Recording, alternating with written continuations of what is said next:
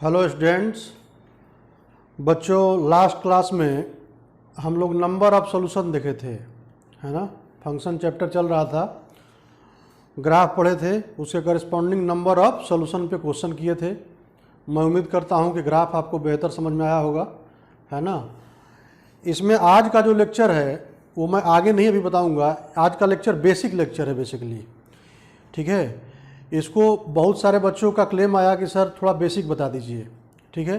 तो इसलिए मैंने समझा कि आप लोगों को आता होगा। वैसे मैं 11th क्लास के पोर्टल पर भी मैं डाला हूँ बेसिक मैथ, जिसे बेबी कर्व, लॉग, मॉडुलस, ठीक है। उसमें कुछ एलिमेंट्री फंक्शन मैं डाल देता हूँ, ठीक है। ये फंक्शन का भी पार्ट है, यानी 11th as well as 12th दोनों के लिए है ना। तो 11th का जो बेसिक पोर्शन है 11th में देख सकते हैं, भले मान लीजिए कि आप 11th में नहीं पढ़े हो, ठीक है। अब आज एलिमेंट्री फंक्शन में डिस्कस कर देता हूँ, इसके बाद हम लोग फंक्शन में फिर आगे बढ़ेंगे, ठीक है। तो ये भी फंक्शन का ही पार्ट है, ऐसा नहीं कि बिल्कुल सिर्फ 11th क्लास का ही है, ठीक है। ये फंक्शन का ही पार्ट है। तो आज शुरू करते हैं एलिमेंट्री फंक्शन बच्चों।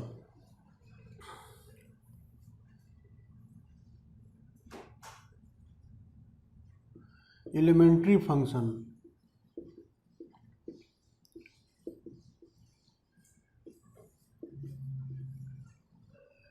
एलिमेंट्री फंक्शन में कुछ फंक्शन स्टैंडर्ड फंक्शन है। जैसे मान लो कि पहला लेते हैं constant functions. Constant function, constant function का मतलब जैसे y बराबर एफ एक्स एक फंक्शन है, ठीक है। एक कांस्टेंट c है, इसी को हमने कांस्टेंट कहा, c कांस्टेंट है, ठीक है। c belongs to real number भी है, ठीक है। पॉजिटिव निगेटिव कुछ भी हो सकता है, ठीक है। अच्छा, इस फंक्शन का डोमेन क्या होगा? डोमेन का मतलब x का वो सारा रियल वैल्यू जिसके चलते हमारा एफ एक्स क्या होगा, डिफाइंड होना चाहिए, है ना। तो यहाँ पे जो डोमेन होगा x बिलोंग्स टू r, यहाँ पर x बिलोंग्स टू क्या लिखेंगे, r, ठीक है। रेंज क्या होगा? रेंज का मतलब कि y का वैल्यू, तो y बस एक ही वैल्यू है यानी c होगा, तो कर्ली ब्रैकेट में इसको हमने c लिख दिया, ठीक है। बच्चों, इसका ग्राफ भी बना सकते हैं। सिंपल स्ट्रेट लाइन ग्राफ होगा पैरेलल टू x एक्सिस, ठीक है। तो एक कोऑर्डिनेट एक्सिस बना लो इस तरह से, ये y एक्सिस, x एक्सिस, है ना, ये ओरिजिन। अब y बराबर c, एक straight line parallel to x axis. अब ये x एक्सिस के ऊपर होगा कि नीचे होगा, ये किस बात पे डिपेंड करेगा, साइन ऑफ c पे। यदि c पॉजिटिव होगा तो ऊपर होगा, है ना। यानी ये y बराबर c वाली लाइन ये हो गई कब, जब हमारा c क्या होगा, पॉजिटिव, और c निगेटिव होगा तो डाउनवर्ड हो जाएगा x एक्सिस के बिलो। यानी ये हमारा हो गया जब c क्या होगा, निगेटिव होगा। सिंपल बात है, ठीक है। उम्मीद करता हूँ ये 11th क्लास में भी पढ़े होंगे आप लोगों ने। फिर से मैं इसको समराइज कर देता हूँ जिससे बच्चों को दिक्कत ना हो, ठीक है। तो ये हो गया हमारा कांस्टेंट फंक्शन बच्चों। अब आते हैं दूसरा, आइडेंटिटी फंक्शन, है ना। दूसरा लेते हैं आइडेंटिटी फंक्शन।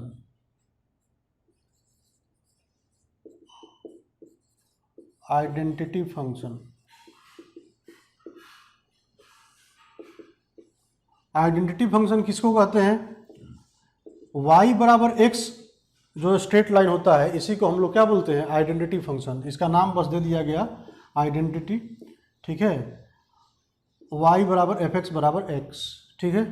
इसका डोमेन क्या होगा, तो इसका डोमेन भी ऑल रियल होगा। रेंज क्या होगा, रेंज भी क्या होगा इसका, ऑल रियल ही होगा, ठीक है। It is a straight line passing through origin, तो पूरा x एक्सिस भी कवर करेगा ग्राफ और पूरा y एक्सिस भी कवर करेगा। तो डोमेन और रेंज क्या हो जाएगा, फॉर ऑल रियल, है ना। इसका ग्राफ देख लेते हैं।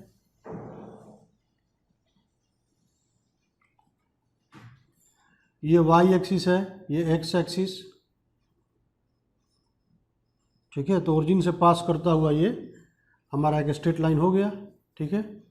y बराबर x, इसी को आइडेंटिटी फंक्शन कहते हैं। इसका स्लोप भी बता सकते हैं। स्लोप कितना होगा, π/4। tan थीटा की वैल्यू 1 है तो थीटा कितना हो जाएगा, 45 डिग्री, यानी π/4। ये हमारा आइडेंटिटी फंक्शन है ना। ये भी पढ़ा होगा आप लोगों ने। तीसरा लेते हैं बच्चों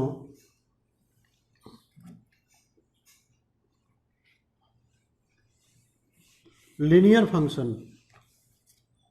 The third one is linear function.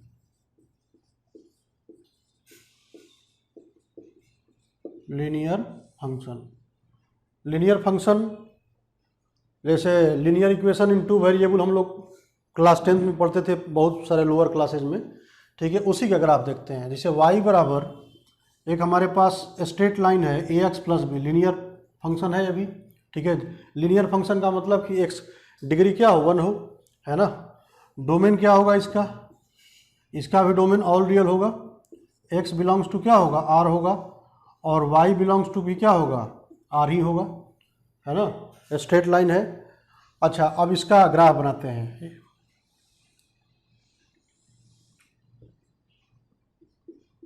ये y axis, x axis, y बराबर ax plus be straight line है। अब इसका ओरिएंटेशन कैसा होगा, स्ट्रेट लाइन तो होगा, ठीक है। अब ये x एक्सिस को कहाँ पे कट करेगा, y को कहाँ पे कट करेगा, वो तो दिख रहा है, ठीक है। अब वो तो दिख तो रहा है, लेकिन कैसे दिखेगा वो भी, a और b के साइन पर। a पॉजिटिव होगा कि निगेटिव होगा, पॉजिटिव होगा तो स्लोप भी पॉजिटिव होगा इस लाइन का, है ना। यदि a पॉजिटिव होगा तो इस लाइन का स्लोप मान लो कहीं इधर कट किया, ठीक है। स्लोप पॉजिटिव का मतलब कि जो थीटा की वैल्यू है वो 0 से π/2 के बीच में होना चाहिए, ठीक है। फर्स्ट क्वाड्रेंट में y बराबर ax प्लस बी, कब, जब a क्या होगा, पॉजिटिव, ठीक है। और यदि a निगेटिव होगा तो स्लोप क्या होगा, π/2 से एक्सिट करेगा, π/2 से पाई के बीच में होगा। यानी कुछ ऐसे मान लो, एक लाइन ये है, यही इसी लाइन को मैंने ऐसे दिखा दिया, सेम लाइन को, लेकिन ये कब है, जब a क्या होगा, निगेटिव होगा, है ना। तो इस तरह से इसको समझ सकते हैं, सिंपल बात है। अभी लीनियर फंक्शन हो गया। चौथा आते हैं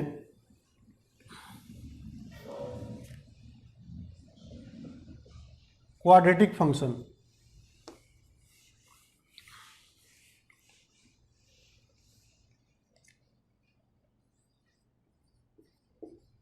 क्वाड्रेटिक फंक्शन,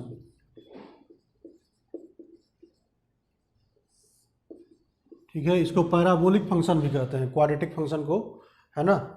जैसे y बराबर एक दिया है f(x) equal to ax square plus bx plus c, है ना। तो इसका डोमेन क्या होगा, इसका डोमेन होगा ऑल रियल। किसी भी पोलिनोमियल का डोमेन हमेशा क्या होता है, ऑल रियल x, ठीक है। और रेंज क्या होगा, अब रेंज इस बात पे डिपेंड करेगा, इसका रेंज, ठीक है, इसका रेंज जो मैथमेटिकली जो निकल कर आता है, मैं इसको भी ग्राफ में भी इलस्ट्रेट करूंगा, ठीक है। y बिलोंग्स टू -d/4a से लेकर इनफाइनाइट, कब, जब कॉफिशिएंट ऑफ एक्स स्क्वायर क्या हो, पॉजिटिव, है ना। और यही y बिलोंग्स टू -इनफाइनाइट से -d/4a होगा, कब, जब a क्या होगा, निगेटिव होगा, है ना बच्चों, ठीक है। ऐसा होना चाहिए। अब इसको हम ग्राफ से भी देख सकते हैं। ग्राफ इसका बनाते हैं, थोड़ा जगह कम है, इसको लिख लो, है ना। तो उम्मीद करता हूँ कि लिख लिए होंगे। अब इसका ग्राफ बनाते हैं। ग्राफ में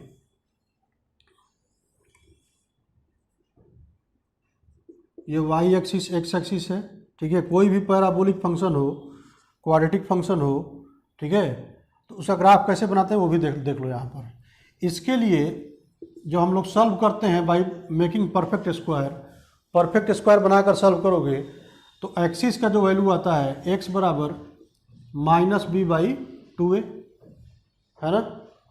और वर्टेक्स का जो कोऑर्डिनेट निकल कर आता है -b/2a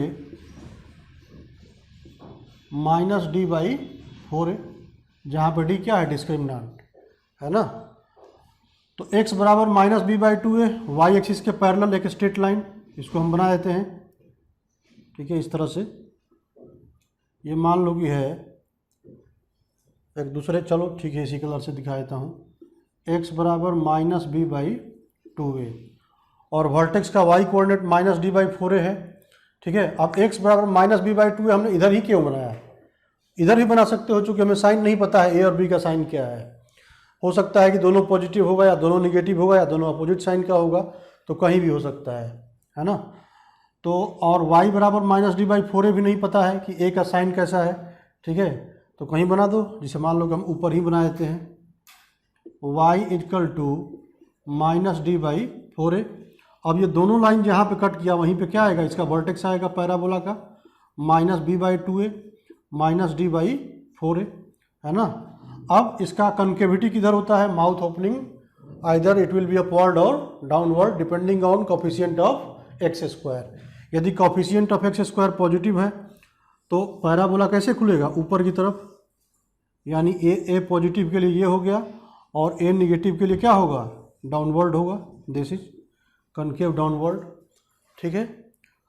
तो अब इसका देखो रेंज क्या हो गया, यदि ए पॉजिटिव है तो रेंज क्या होता है, y का वैल्यू -d/4a से लेकर इनफाइनाइट तक जाएगा, और जब a निगेटिव होगा तो माइनस इनफाइनाइट से कहाँ तक जाएगा, -d/4a तक। ग्राफ से भी क्लियर है, ठीक है। तो इसको हम लोग ऐसे समझ सकते हैं। अगला फंक्शन लेते हैं बच्चों,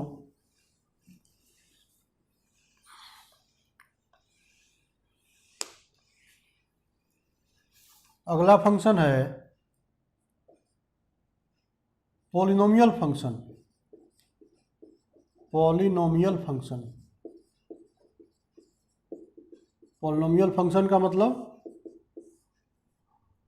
जैसे एक y बराबर f(x) एक फंक्शन है, कुछ ऐसे लिखा हुआ है, मान लो an x⁴n plus a1 x⁴n-1 है ना, plus a2 x⁴n-2 plus dash dash a0 तक, है ना। ये हमारा एक n डिग्री का पोलिनोमियल इक्वेशन है। तो सबसे पहले इसका डोमेन क्या होना चाहिए, हमने अभी बताया थोड़ा देर पहले कि पोलिनोमियल का डोमेन क्या होता है, ऑल रियल x। तो x बिलोंग्स टू क्या हो जाएगा, r, है ना। अच्छा, अब इसमें एक बात और है कि जैसे मान लो कि an जो है, an को हम लोग क्या नाम देते हैं, जो सबसे हाईएस्ट डिग्री यहाँ पर है n है, x⁴n, है ना। तो इसका जो कोफिशिएंट होगा इसको हम लोग लीडिंग कोफिशिएंट भी बोलते हैं, यानी an बराबर, इसको क्या पढ़ेंगे, लीडिंग कोफिशिएंट, लीडिंग कोफिशिएंट, ठीक है। और यदि an की वैल्यू 1 हो गई, यानी लीडिंग कोफिशिएंट की वैल्यू 1 हो गई, then this polynomial is called monic polynomial. उस केस में इस पोलिनोमियल का नाम क्या पड़ेगा, मोनिक पोलिनोमियल, है ना। इसमें पॉइंट की बात करते हैं। पॉइंट की बात ये करते हैं कि यदि इस डिग्री का पोलिनोमियल ऑड है ना, सॉरी, यदि इस पोलिनोमियल का डिग्री ऑड है तो इसका जो रेंज होगा वो हमेशा ऑल रियल होगा, है ना। यदि इस पोलिनोमियल का डिग्री ऑड है, ऑड का मतलब जैसे डिग्री इसका 1, 3, 5, 7, 9 है ना, तो हमेशा इसका रेंज क्या आएगा, फॉर ऑल रियल, ठीक है। यदि इवन है तो इसका हमेशा प्रॉपर सबसेट होगा, ठीक है, प्रॉपर क्या होगा, सबसेट होगा, जो रेंज होगा ऑल रियल का प्रॉपर सबसेट होगा। तीसरा, इसके बारे में एक बात ये भी बोल सकते हैं कि जो जिसे मान लो कि कांस्टेंट फंक्शन है ना, कांस्टेंट फंक्शंस, अच्छा पीरियोडिसिटी के बारे में क्या बोलेंगे, ये पीरियोडिक फंक्शन नहीं होता है ना। लेकिन यदि किसी ने कह दिया कि पोलिनोमियल फंक्शन पीरियोडिक है, दैट मीन्स कि that must be a constant functions. Constant functions are periodic function. अभी हम लोग जब पीरियोडिसिटी पढ़ेंगे तो वहाँ भी समझेंगे, ठीक है। वो अलग बात है कि उसका कोई फंडामेंटल पीरियड एग्जिस्ट नहीं करता है, लेकिन constant functions are periodic function. तो हम कुछ पॉइंट लिखते हैं बच्चों, इसको लिख लो, ठीक है। अब मैं पॉइंट लिखता हूँ इसके बारे में, इस पोलिनोमियल के बारे में। पहला पॉइंट कि if degree of polynomial is odd, then range is -infinite to infinite, या आर बोल सकते हैं फॉर ऑल रियल, है ना। और डिग्री का जितना भी पोलिनोमियल होगा उसका रेंज क्या होगा, -इनफाइनाइट से +इनफाइनाइट। दूसरा, if degree of polynomial polynomial is even, then range is proper subset of real number. Proper subset of क्या हो जाएगा, रियल नंबर होगा। ठीक है, दैट इज, इसको हम रेंज को इस तरह से भी लिख सकते हैं, range proper subset of minus infinite से प्लस इनफाइनाइट, है ना। तीसरा पॉइंट ये हो जाएगा बच्चों, polynomial function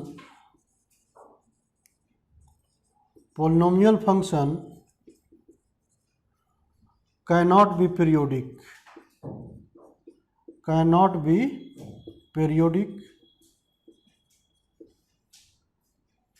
if it is periodic, यदि ये periodic होता है, if it is periodic then it must be a constant function। Must be a क्या कहलाएगा, कांस्टेंट फंक्शन कहलाएगा। कांस्टेंट फंक्शन का मतलब जैसे y बराबर 1 2 3 etc, ठीक है, लेकिन जनरली पोलिनोमियल फंक्शन पीरियोडिक नहीं होता है। तो ये पोलिनोमियल फंक्शन के बारे में बातचीत हो गई। अब आते हैं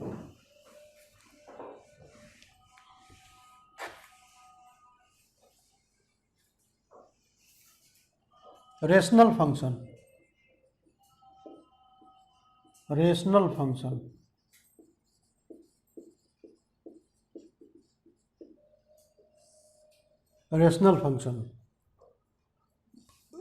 फंक्शन जिसे मान लो कि एक फंक्शन है y बराबर एफ एक्स बराबर P x by Q x, है ना, जहाँ पे पी एक्स और क्यू एक्स क्या है, पोलिनोमियल है, पोलिनोमियल इन एक्स है। ठीक है, पी बाई क्यू के फॉर्म में जो होता है रेशनल फंक्शन वही लिखा हुआ है। तो सबसे पहले इसका डोमेन क्या होना चाहिए, इस फंक्शन का जो डोमेन होगा ऑल रियल होगा, लेकिन उसमें क्या नहीं होगा, जहाँ पे डिनोमिनेटर जीरो होगा, चूँकि जहाँ पे डिनोमिनेटर जीरो होगा वहाँ पे पूरे फंक्शन को अनडिफाइंड करेगा, तो उस पॉइंट को हमें क्या करना पड़ेगा, हटाना पड़ेगा। तो फॉर ऑल रियल तो होगा, लेकिन उसमें से किस पॉइंट को हटाना पड़ेगा, जहाँ पे इस फंक्शन का डिनोमिनेटर क्या हो रहा है, जीरो हो रहा है। यानी r माइनस, इसको लिख सकते हो real root of Q X बराबर जीरो, जहाँ पे क्यू एक्स क्या हो रहा है, जीरो हो रहा है। ये इसका डोमेन हो जाएगा। जैसे फॉर एग्जांपल मान लो कि मैं तुमसे पूछूं कि find the domain of y बराबर मान लो कि दिया है x square plus 2x plus 3 divided by X square minus 5x plus 6, है ना, इस तरह से। तो ये भी एक रेशनल फंक्शन है। इसका डोमेन क्या होना चाहिए, ऑल रियल एक्सेप्ट जहाँ पे डिनोमिनेटर जीरो होगा। तो डिनोमिनेटर कहाँ पे जीरो होगा, इसको फैक्टराइज करोगे तो x माइनस 2 x माइनस 3 आएगा, है ना।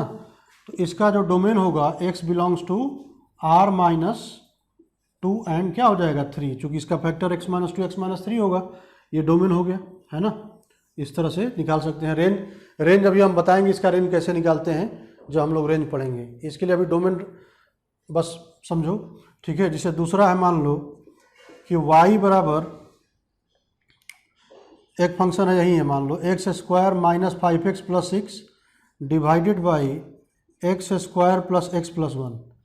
तो इसका डोमेन क्या होना चाहिए, इसका डोमेन क्या ऑल रियल होगा कि कुछ और होगा, ठीक है। अब यहाँ पर ध्यान से देखो, डिनोमिनेटर का भी जीरो हो ही नहीं सकता। जीरो क्यों नहीं हो सकता, चूँकि ये हमेशा क्या होगा, पॉजिटिव होगा। पॉजिटिव क्यों होगा, ठीक है, क्वाड्रेटिक का कंसेप्ट है। इसका डिस्क्रिमिनेंट नेगेटिव है, डी नेगेटिव है, तो कोई रियल रूट आएगा नहीं, है ना, रियल रूट होगा नहीं, तो ये हमेशा के लिए क्या हो जाएगा, पॉजिटिव हो जाएगा। Coefficient of x square positive है, तो इसका जो साइन होगा हमेशा जीरो से बड़ा होगा। यानी इस फंक्शन का डोमेन क्या हो जाएगा, ऑल रियल। इसका डोमेन क्या होगा, और ऑल रियल एक्स हो जाएगा, है ना बच्चों। तो इस तरह से इसको समझ सकते हो। ये रेशनल फंक्शन हो गया। अब आते हैं अगला, हाइपरबोलिक फंक्शन।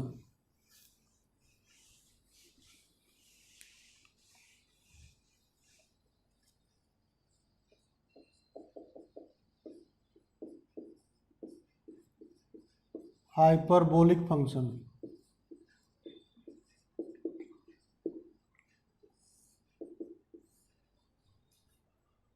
हाइपरबोलिक फंक्शन, ये फंक्शन कुछ इस तरह से होगा, ये भी रेशनल की तरह होगा, लेकिन डिग्री दोनों का क्या होगा, 1 1 होगा न्यूमरेटर एंड डिनोमिनेटर का। जैसे y बराबर एफ एक्स बराबर A X plus B divided by C X plus D, ये लिखा है मान लो, ठीक है।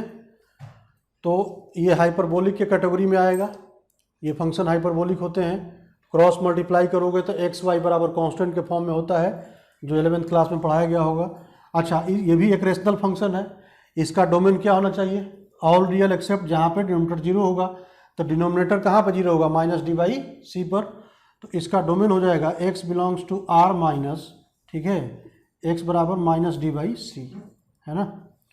अच्छा, रेंज क्या होगा इसका, इसका जो रेंज निकल कर आता है y बराबर y belongs to R minus A by C होगा, ठीक है। हमने a बाई सी क्यों लिखा, अभी मैं इसको प्रूफ कर देता हूँ कि क्यों ऐसा लिखा गया, a बाई सी को ही क्यों हटाया गया, ठीक है। ये एक रेडीमेड रिजल्ट के तौर पर भी इसको याद रख सकते हो, ठीक है, कि भाई जब भी यदि रेंज कोई कह दिया तो बिना सॉल्व किए हम बता सकते हैं कि न्यूमरेटर का coefficient of x divided by denominator का कोएफिशिएंट ऑफ x, दोनों को डिवाइड करके रियल में से हटा दो, वहीं उसका रेंज हो जाता है। अब ये कैसे आता है ये देख लो, ठीक है। तो ये आता कैसे है, सिंपल, इसको क्या करो, क्रॉस मल्टीप्लाई कर दो, है ना। क्रॉस मल्टीप्लाई करेंगे तो क्या आएगा, C X Y, Y into C X plus Y into D बराबर ए एक्स प्लस बी, है ना। अब x का वैल्यू निकालते हैं y के टर्म में, x को इधर ले आओ तो x कॉमन होगा यहाँ पर, सी वाई माइनस ए बराबर b माइनस वाई डी या डी वाई। तो यहाँ से x की वैल्यू क्या आ गई, b minus D Y divided by C Y minus A, है ना। अब हमने x को y के फॉर्म में लिख लिया। अब इस जो फंक्शन का डोमेन होगा वही इसका रेंज होगा, है ना। अरे यही तो होता है। अब x को हमने जो इंडिपेंडेंट वेरिएबल है उसको डिपेंडेंट वेरिएबल के टर्म में लिख लिया, तो इसका जो डोमेन होगा वही इस फंक्शन का क्या होगा, रेंज होगा। तो इसका डोमेन क्या होगा, इसका डोमेन देख लो, तो इसका डोमेन ऑल रियल एक्सेप्ट, ये जीरो कहाँ पे होगा, a बाई सी पे, ठीक है।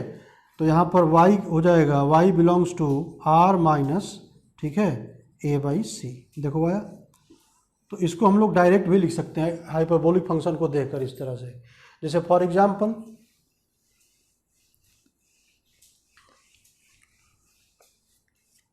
जैसे मान लो कि इसका डोमेन बताना है कि भाई find the range of y equal to 2x plus 3 divided by 7x plus 9। तो इसका रेंज क्या होना चाहिए, इसका रेंज हो जाएगा y belongs to r minus coefficient of x क्या है, 2 है, और नीचे में 7 है, तो 2/7 को हटा देंगे, यही इसका रेंज हो जाएगा। बिना सॉल्व किए हम आंसर इसका बता सकते हैं, ठीक है। जैसे मान लो कि एक दूसरा है कि भाई y बराबर ऊपर में कांस्टेंट है 2/3x प्लस 4 है मान लो, तो इसका रेंज क्या होना चाहिए, तो इसका रेंज हो जाएगा r माइनस, ठीक है, ऊपर में देखो x का कोई कोफिशिएंट नहीं है तो उसको हम क्या मानेंगे, 0, 0/3 क्या हो जाएगा, 0, यानी ऐसे केस में ऊपर में कांस्टेंट है तो सिर्फ 0 को हटा दो, r में से 0 को, वही उसका क्या हो जाएगा, रेंज हो जाता है, ठीक है।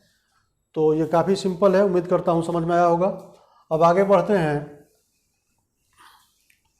अगला एलिमेंट्री जो फंक्शन है बच्चों, काफ़ी इम्पोर्टेंट है और बहुत जगह यूज भी होता है, सिग्नम फंक्शन। सिग्नम फंक्शन,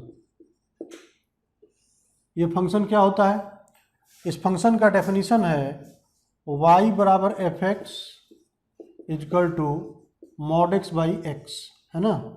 इस फंक्शन का पहचान ये है, यदि कोई function mod X by x के फॉर्म में लिखा है दैट इज, उसको क्या बोलेंगे, सिग्नम फंक्शन। अब इसका डेफिनेशन क्या होता है, इसका definition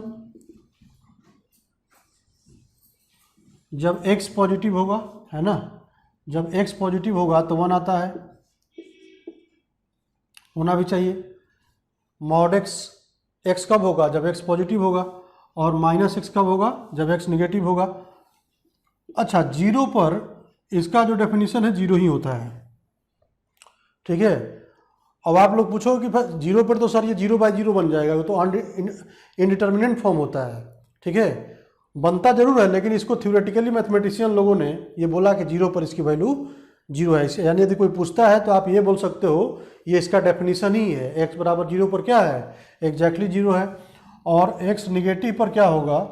mod x minus x की तरह होगा तो माइनस वन आता है। ये इसका डेफिनेशन है, ठीक है, सिग्नम फंक्शन का ये इसका डेफिनेशन है, तो है ना। तो अच्छा, डी एफ इसका क्या होगा? डी एफ का मतलब डोमेन।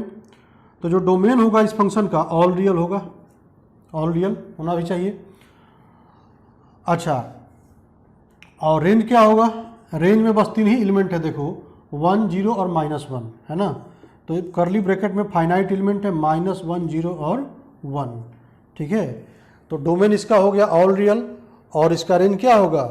-1 0 और 1, ठीक है। इसका ग्राफ भी देख लेते हैं। ग्राफ सिंपल है, ये y बराबर 1 स्ट्रेट लाइन है, ये भी स्ट्रेट लाइन है पैरेलल टू एक्स एक्सिस, ठीक है। ये जीरो पे जीरो है, तो इसका ग्राफ ऐसे बन सकता है।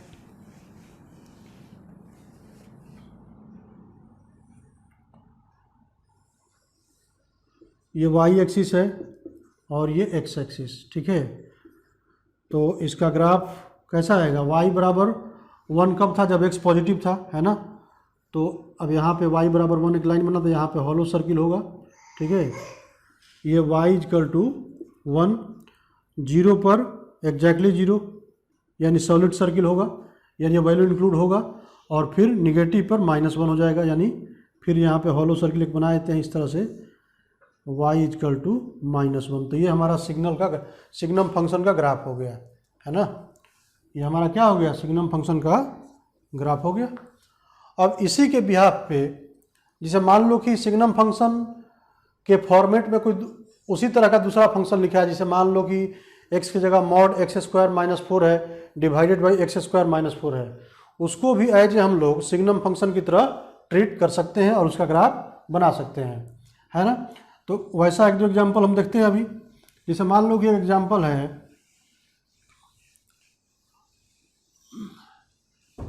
कि ड्रॉ द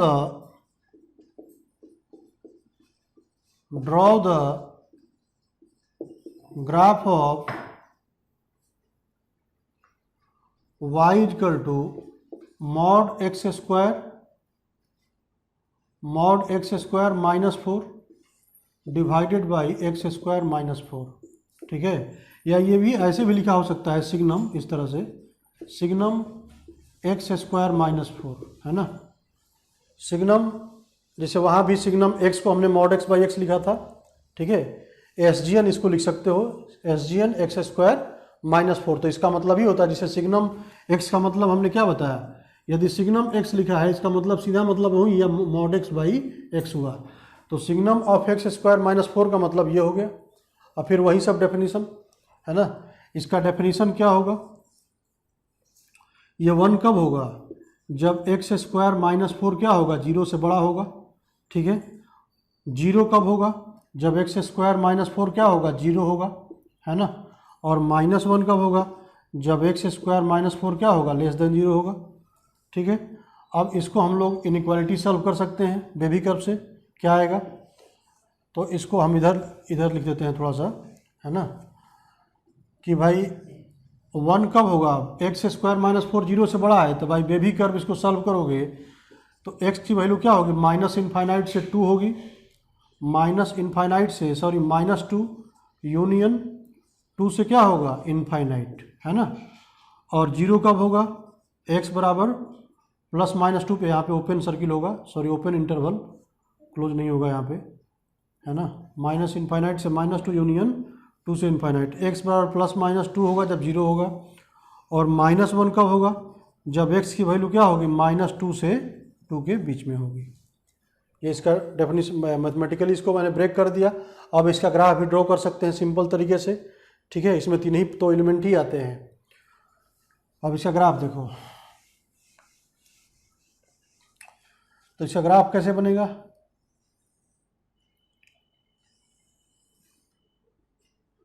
ये वाई एक्सिस, ये एक्स एक्सिस, है ना।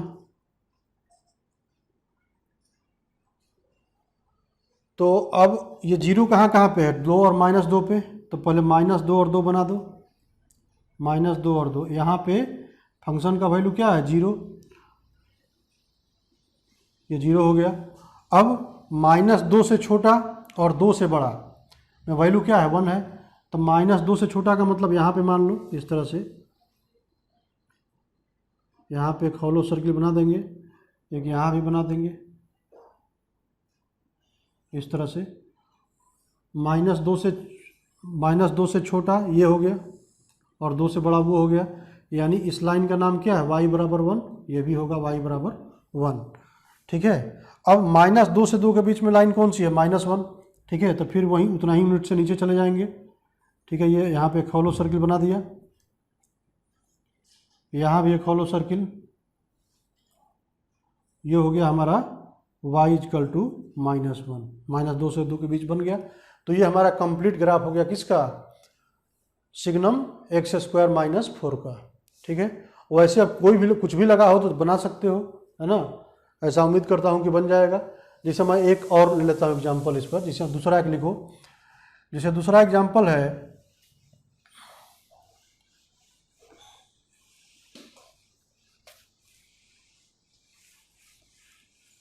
दूसरा एग्जाम्पल है बच्चों कि y बराबर सिग्नम x³ - 5x² + 6x, ठीक है।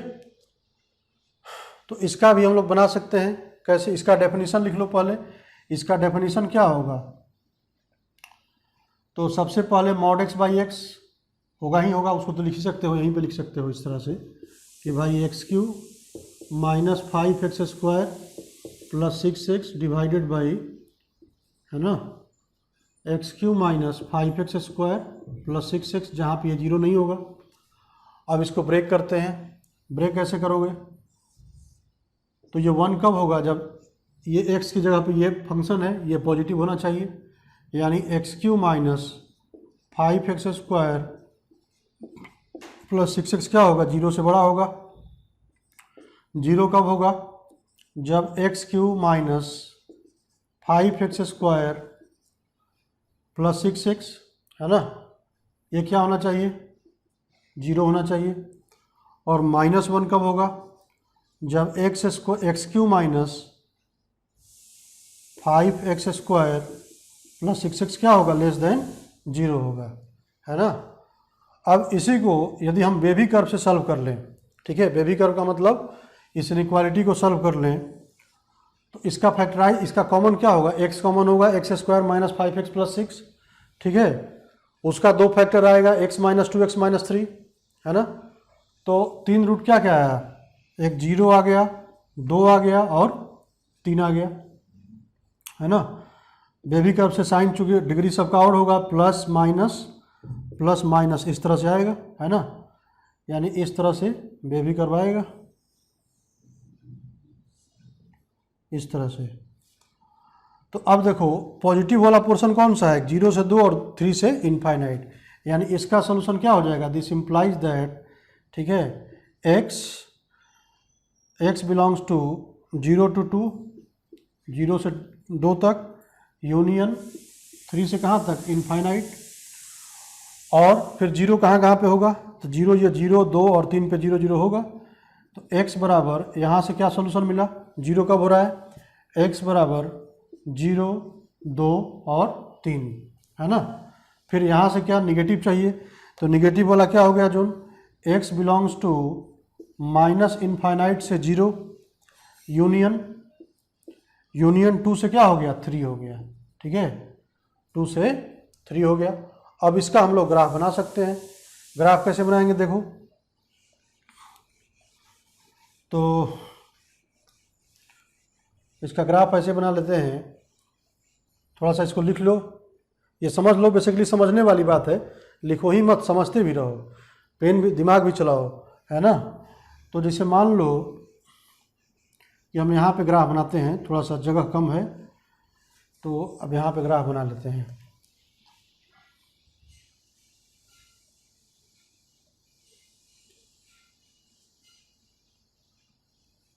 कुछ ऐसे बना लो।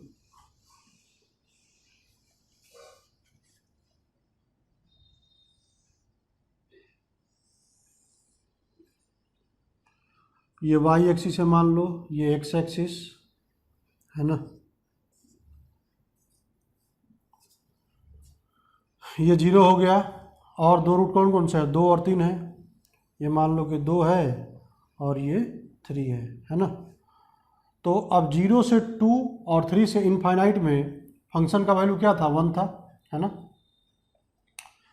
तो 0 से 2 में, 0 से 2 का मतलब, अच्छा 0 किस पे उसको पहले देख लो। 0, 2 और 3 पे इसको सॉलिड सर्किल से दिखा दो इस तरह से, ठीक है। 0 से 2 में यानी यहाँ पे हॉलो सर्किल बना दो इस तरह से। 0 से 2,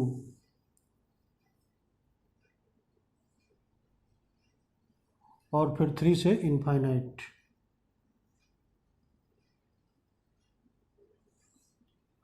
3 से इनफाइनाइट में ये लाइन क्या आएगा, y बराबर 1 आएगा, है ना। और 2 से 3 में, सॉरी माइनस इनफाइनाइट से 0, यानी इधर जो बाकी बच गया वो y बराबर -1 वाली लाइन होगी, यानी y बराबर -1 और फिर 2 से 3 के बीच में आएगा, यानी यहाँ बना दो। ये हॉलो सर्किल दिखाना बहुत ज़रूरी है। तो ये लाइन हो गया y = -1। तो ये हमारा फाइनल ग्राफ हो गया। उम्मीद करता हूँ बच्चों बना लोगे ग्राफ। सिग्नम काफ़ी आसान लग रहा होगा, है ना। तो ये था सिग्नम की कहानी। अब आगे बढ़ते हैं।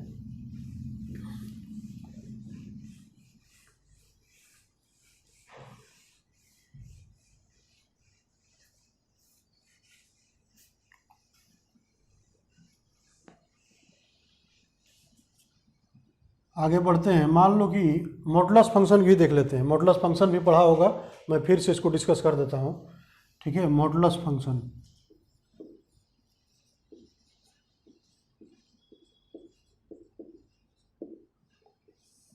मॉडुलस फंक्शन, है ना। मॉडुलस फंक्शन में बच्चों जैसे हमारे पास y बराबर f(x) एक फंक्शन है, ये मॉड x है ना। मॉड का डेफिनेशन पता ही है कि इट इज़ द डिस्टेंस, मान लो कि मॉड x लिखा हुआ है, इसका मतलब क्या हुआ कि it is the distance of x from the origin, ठीक है, measured along real number line, है ना। रियल नंबर लाइन से, रियल नंबर लाइन पे ओरिजिन से जितना डिस्टेंस पे होगा वही उसका मॉडुलस का वैल्यू होता है। इसीलिए मॉडुलस कभी निगेटिव नहीं होता है, क्योंकि डिस्टेंस कभी निगेटिव नहीं होता है, ठीक है। इसलिए इसको डिस्टेंस के टर्म में हम लोग रिलेट करते हैं। अब मैथमेटिकल पार्ट में इसका ग्राफ हम लोगों को देखना है, तो सबसे पहले इसको ब्रेक करते हैं। इसका डेफिनेशन क्या होगा, यानी मॉड x बराबर x कब होता है, जब x पॉजिटिव के लिए, ठीक है। और -x कब होगा, जब x निगेटिव के लिए। पॉजिटिव होगा, ठीक है। मॉड के अंदर की पॉजिटिव है ना, यदि x पॉजिटिव है तो मॉड x की तरह खुलेगा, और यदि x निगेटिव है तो कैसे खुलेगा, -x की तरह। अभी भी ये दोनों देखने में क्या है, पॉजिटिव है। बच्चे तुम लोगों के दिमाग में आ रहा होगा कि भाई ये निगेटिव क्यों लिखा हुआ है, तो ये अभी भी पॉजिटिव है। ये देखने में निगेटिव जरूर लग रहा है, लेकिन है क्या पॉजिटिव, क्यों, चूँकि ये x निगेटिव पर तब इसका डेफिनेशन है। जिसे x निगेटिव का मतलब -2 हुआ, -3 हुआ, तो -(-2) जिसे मान लोगे, फिर क्या कर देगा, प्लस कर देगा, है ना। तो ये हमारा मॉड का बेसिक डेफिनेशन है। इसका ग्राफ, अच्छा इसका डोमेन क्या होगा, स्ट्रेट लाइन टाइप का है ना। तो डोमेन क्या होगा, ऑल रियल। इसका डोमेन क्या होगा, x belongs to R। Range भी क्या होगा, y बिलोंग्स टू R, है ना। और इक्वालिटी यहाँ पे दोनों जगह लगा सकते हो या एक जगह लगा के छोड़ दो, क्योंकि 0 पर दोनों जगह 0 ही हो रहा है ना। तो ग्राफ अब इसका बना लेते हैं। ग्राफ जो होगा ये वी शेप का ग्राफ आता है, ठीक है, बहुत बार आ चुका है, फिर भी मैं एक बार इसको समराइज कर रहा हूँ कि भाई दिक्कत ना हो। y बराबर x, एक स्ट्रेट लाइन है ना। इधर नहीं बनाएंगे क्योंकि इसका रेस्ट्रिक्टेड डोमेन है, x पॉजिटिव में है। उसी तरह से x निगेटिव में क्या है, -x है। ये हमारा हो गया y =-x, ठीक है, इस तरह से। तो ये वी शेप का ग्राफ होता है। अब इस बॉक्स के मॉड के अंदर कुछ भी लिखा हो, x square minus 5x quadratic लिखा हो या क्यूबिक लिखा हो या कुछ भी लिखा हो, उसका हम लोग ब्रेक करके करस्पॉन्डिंग ग्राफ उसका बना सकते हैं। ठीक है, हायर डिग्री का जैसे जैसे हम लोग पढ़ते जाएंगे, जैसे कहीं क्वाड्रेटिक आ गया तो क्वाड्रेटिक का ग्राफ, क्वाड्रेटिक में हम लोग पढ़े हैं, है ना, 11th क्लास में। बाकी भी और हायर डिग्री का ग्राफ बना सकते हैं। तो हम लोग को यहाँ पर ग्राफ नहीं बनाना है, बस मॉड को कैसे ब्रेक करना है वो समझ में आना चाहिए। ठीक है, जैसे मान लो कहीं कहीं क्वेश्चन में यूज होता है, जैसे क्वेश्चन है कि भाई इसको ब्रेक करना है कि ब्रेक द y बराबर 2x प्लस 3 mod x, है ना, यहाँ से मॉड को ब्रेक करना है। तो ये वैल्यू क्या क्या देगा, ये mod x का डेफिनेशन अभी पढ़ चुके हैं। यदि x पॉजिटिव होगा तो mod x x की तरह होगा, है ना, यानी कितना हो जाएगा 2x प्लस 3x, कब, जब x पॉजिटिव होगा, है ना, और 2x माइनस 3x कब होगा, जब x क्या होगा, नेगेटिव। यानी यहाँ से वैल्यू क्या क्या आ गया, ये 5x कब हो गया, जब x पॉजिटिव होगा, और माइनस x कब हो गया, जब x निगेटिव हो गया। इसका ग्राफ भी बना सकते हो आप, है ना। इसका ग्राफ कैसे बनेगा, वही वी शेप का आता आएगा, y एक्सिस x एक्सिस, तो y बराबर 5x, इसका स्लोप इसके स्लोप से ज़्यादा है, इसका स्लोप निगेटिव है, मैग्नीट्यूड वाइज इसका स्लोप ज़्यादा है इससे। तो ये मान लो कि हमारा ये है y बराबर 5x, ठीक है, और y बराबर माइनस x, इसका स्लोप तो फिक्स है 45 डिग्री निगेटिव स्लोप में, इधर निगेटिव x एक्सिस से y equal to minus x। तो ये इसका ग्राफ हो गया। इस तरह से इसको ब्रेक करके ग्राफ भी बना सकते हैं। अगला आते हैं बच्चों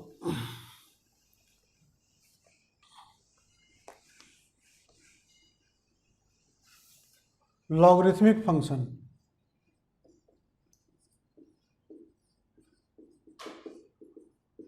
लॉगरिथमिक फंक्शन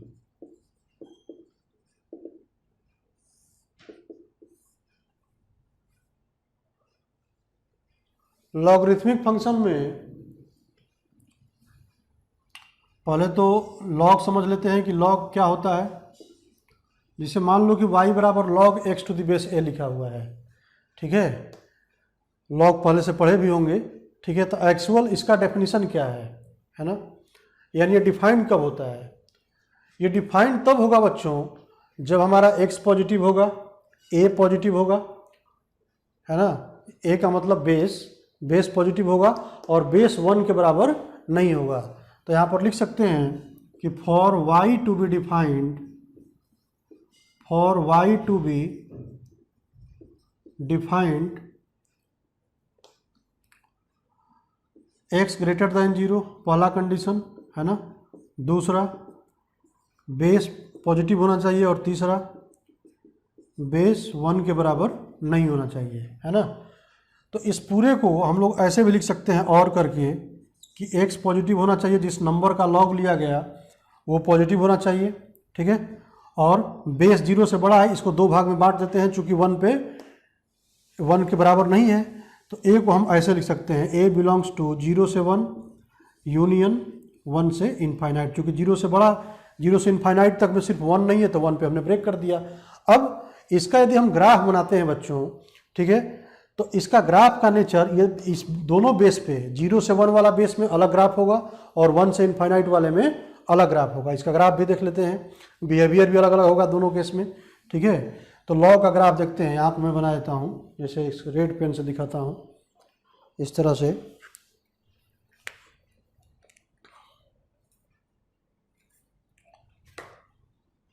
इसको पहले इससे बना देते हैं।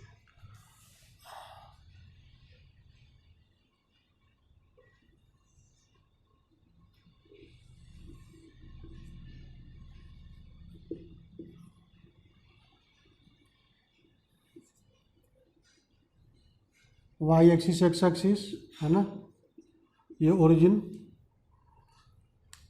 तो जो पहला केस है, पहला केस ले लेते हैं 0 से 1 के बीच में, तो ग्राफ जो बेस 0 से 1 के बीच में है तो ग्राफ ऐसे आता है निकल कर इस तरह से, ठीक है। ये y बराबर log x बेस का ग्राफ तो है, लेकिन कब कब है, जब बेस की वैल्यू क्या है 0 से 1 के बीच में है। ये x एक्सिस को 1 पे कट करता है, इसलिए log 1 की वैल्यू हमेशा 0 होती है, चाहे बेस कुछ भी हो, 0 से 1 के बीच में हो या 1 से बड़ा हो। उसी तरह से इसका जो दूसरा ग्राफ जो होगा 1 से बड़ा, उसको भी मैं दिखा देता हूँ इधर। मैं इधर इसको हटा करके, तो सेकंड जो ग्राफ होगा इसका लॉग का वो कुछ ऐसे होगा।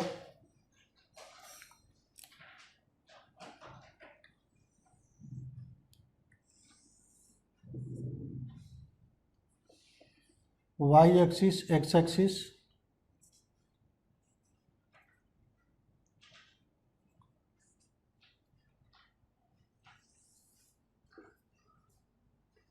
ये हमारा हो गया y बराबर log x बेस ए, कब, जब a का वैल्यू 1 से बड़ा है।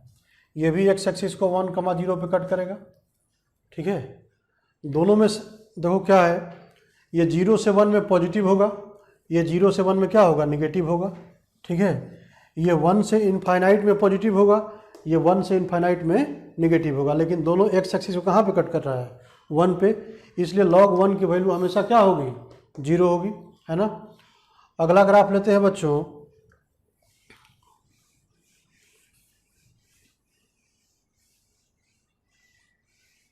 एक्सपोनेंशियल फंक्शन का ग्राफ।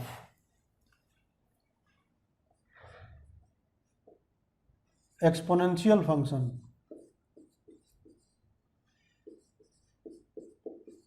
एक्सपोनेंशियल फंक्शन,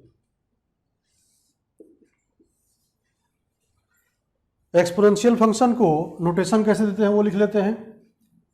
y बराबर F X equal to a के पावर x, है ना, a के पावर x, जहाँ पे a क्या है, 0 से बड़ा है, बेस पॉजिटिव है। ठीक है, अच्छा, इस फंक्शन का डोमेन क्या होगा, इस फंक्शन का डोमेन ऑल रियल होगा, x belongs to all real. ठीक है, अच्छा, रेंज क्या होगा, तो रेंज इसका आता है निकल कर 0 से इनफाइनाइट, क्योंकि ये एक पॉजिटिव नंबर है ना, ये कभी नेगेटिव नहीं हो सकता, तो हमेशा क्या होगा, 0 से बड़ा होगा, है ना, 0 से इनफाइनाइट तक होगा। अब इसका ग्राफ देखते हैं। ग्राफ में क्या है बच्चों कि यदि बेस ये 0 से बड़ा है, तो 0 से 1 में जैसे जैसे पावर बढ़ेगा वैल्यू उतना ही छोटी होती जाएगी, और 1 से बड़ा होगा तो उतना ही बड़ा होते जाएगा। ठीक है, तो एक इसका इंक्रीजिंग ग्राफ होगा, दूसरा डिक्रीजिंग ग्राफ होगा। जिसे फॉर द एग्जाम्पल, अब इसी में हम दो केस बना लेते हैं, है ना। पहला केस, केस 1, जब a का वैल्यू जो है वो 0 से 1 के बीच में है, तो 0 से 1 के बीच में होगा तो ग्राफ क्या होगा, डिक्रीजिंग होगा, क्योंकि पावर जैसे बढ़ेगा उसका ग्राफ डिक्रीज करेगा, यानी कुछ इस तरह से आएगा ग्राफ।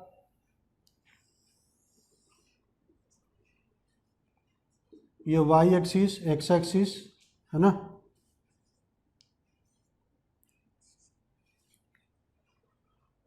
तो y बराबर a के पावर इसका ग्राफ बनाना है, इसका ग्राफ माइनस इनफाइनाइट पे ये इनफाइनाइट की तरफ आएगा, क्योंकि जैसे ही y बराबर जैसे 1/2 है ना, a का वैल्यू मान लो कि 1/2 ले लिया हमने, 2 के पावर माइनस इनफाइनाइट कर दिया, तो ये ऊपर जाएगा तो 2 के पावर इनफाइनाइट होगा, यानी इनफाइनाइट, यानी ग्राफ इसका ऐसे आएगा।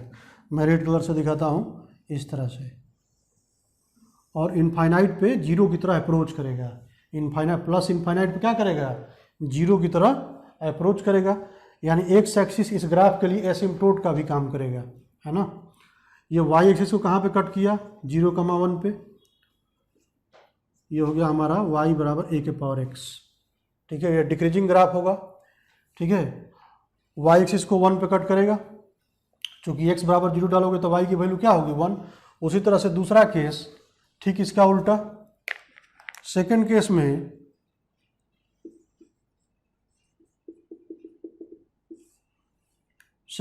में जब बेस का वैल्यू हम 1 से बड़ा ले लेते हैं, तो इस केस में ग्राफ कैसा बनेगा, इंक्रीजिंग ग्राफ बनेगा, है ना।